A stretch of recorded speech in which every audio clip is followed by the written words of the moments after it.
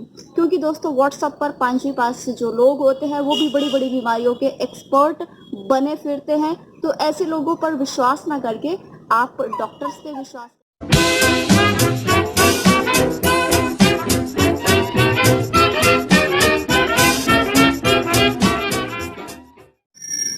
नमस्कार दोस्तों, बहुत बहुत स्वागत है आपका आपके और हमारे चैनल पावर ब्लॉग्स में। मैं हूँ प्राची छत्तीसगढ़ से। और दोस्तों आज हम बात करने वाले हैं कोरोना के बारे में।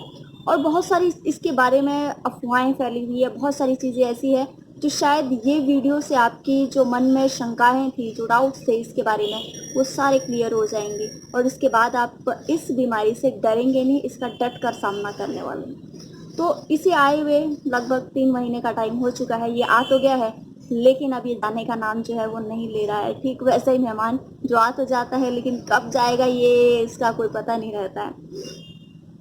लेकिन इसके बावजूद भी इसने अपना साम्राज्य जो है, ना चाहते हुए भी इसने बहुत पैर जो है वो पसार लिए हुए हैं। कुछ लोगों में इसके प्रति डर का माहौल है और कुछ जगह जो है अफवाहों का जो है बाजार गर्म है।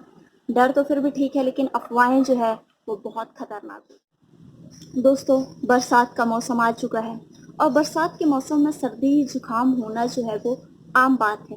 लेकिन कोरोना के अगर लक्षण की बात करें तो इसके भी कुछ लक्षण जो है वो सर्दी जुकाम से मिलते जुलते हैं, जिस कारण जो आम लोग हैं वो थोड़ा सा भी अगर सर्दी खांसी जुकाम हो जाए तो डर जाते हैं, बेचैन हो जाते हैं।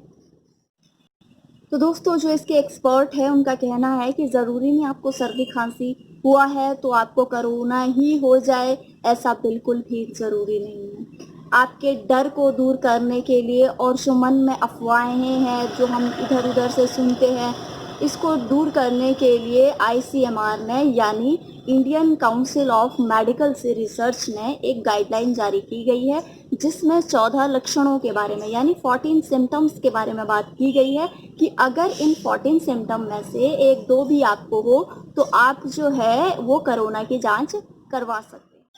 लेकिन दोस्तों यहाँ पर भी जो 2-3 लक्षण आपके अंदर पाए गए हैं या 2-3 लक्षणों के कारण जो इन्फेक्शन हुआ है, ज़रूरी नहीं है कि वो इन्फेक्शन जो है वो कोरोना का ही हो। वो जो इन्फेक्शन है वो सर्दी खांसी वाले वायरस का भी हो सकता है।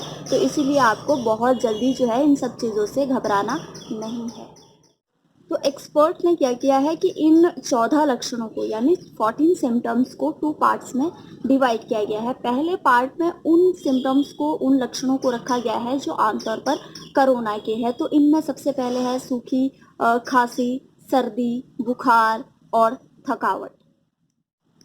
और पार्ट 2 में ऐसे लक्षणों को रखा गया है जैसे गंध और स्वाद महसूस ना होना, गले में खराश होना, नाक बहना, उल्टी, डायरिया, स्किन में थोड़ा सा ड्राइनेस फील होना यानी त्वचा में रूखापन लगना, सांस फूलना या सांस लेने में तकलीफ होना, पूरी बॉडी में और सर में पेन होना, पेट में दर्द, चेस्ट में पेन, ये सारे जो सिम्टम्स हैं वो पार्ट 2 में रखे गए हैं।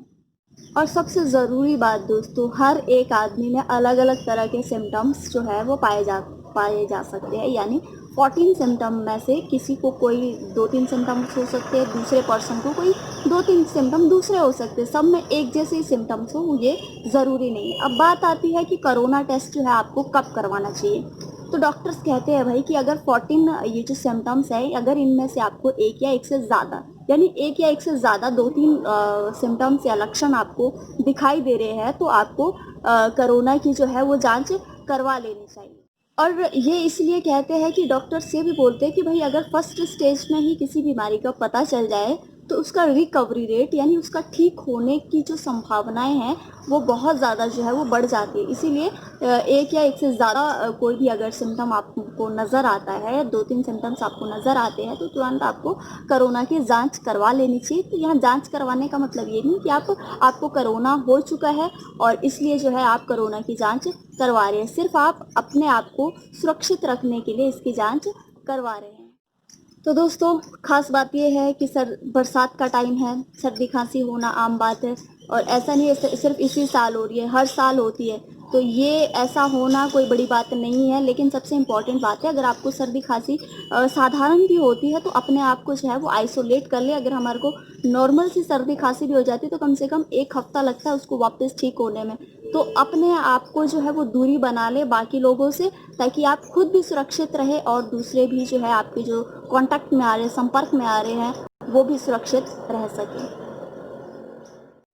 तो दोस्तों, अंत में मैं आपसे यही बोलूँगी, ना खुद डरिए ना दूसरों को डराइए। ऐसे मैसेजेस जो कि एक अफवाह है, आपने भी कहीं से सुने हैं, तो सिर्फ एक अफवाह है, व्हाट्सएप पे ना तो उसको बनाइए और ना ही अफवाह हुए जो मैसेज आपको आते हैं बिना जांच पड़ताल किए उसको आगे बिना सोचे समझे जो है वो आगे फॉरवर्ड कर दीजिए। ये सिर्फ आप ही के लिए नहीं, बाकी जो आप जिसको भी आप फॉरवर्ड करोगे, जो भी आपके ऊपर ट्रस्ट करता है, वो भी कहीं ना कहीं इस मैसेजेस को देख के बहुत टेंशन में आ जाते हैं और बहुत ज़्यादा डर जाते हैं। क्योंकि दोस्तों, व्हाट्सएप पर 5वीं पास जो लोग होते हैं वो भी बड़ी बड़ी बीमारियों के एक्सपर्ट बने फिरते हैं। तो ऐसे लोगों पर विश्वास ना करके आप डॉक्टर्स पे विश्वास करिए। अगर आपको लगता है कि कुछ गलत है तो भले ही उसकी जांच करवाइए, लेकिन इन फजूल की बातों में ना आए। तो आज का वीडियो आपको कैसा लगा ज़रूर बताइए। मिलूंगी एक नई इन्फॉर्मेटिव वीडियो के साथ, तब तक थैंक यू सो मच, धन्यवाद।